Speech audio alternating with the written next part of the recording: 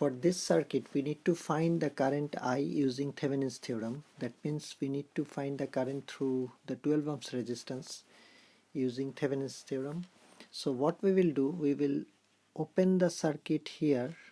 I will use a different color. So here, and so the circuit will become like this now.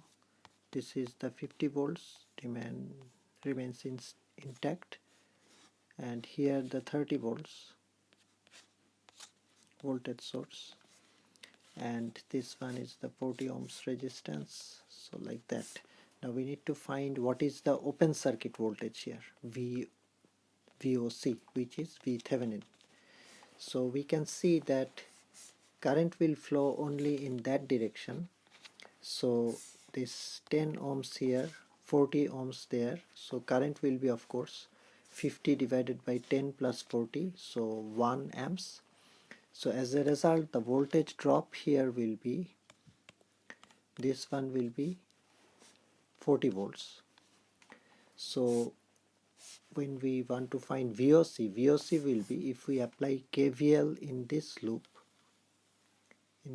if we apply KVL, we can see that there is a rise of 30 volts, so 30, and if we say VOC is like, VOC is like that, minus plus, then 30 plus VOC equals to, and when we traverse in that direction, this is a drop, so this I will write in the other side, on the other side, so that's 40.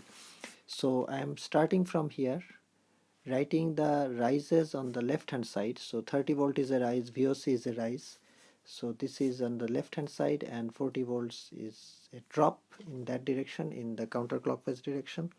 So that goes on the other side. So VOC equals to 10 volts.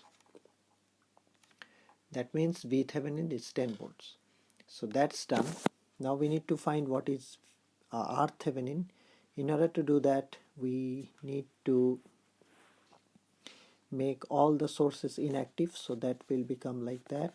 This 50 volts voltage source will be short circuited, this remains open, this will be also short circuited, and this is the 40 ohms resistance, 40 ohms and 10 ohms.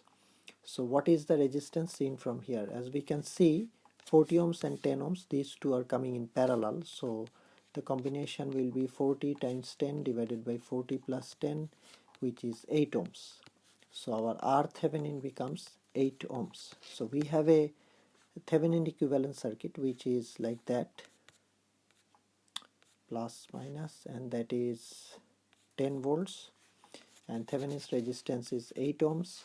So when we connect our 12 ohms here,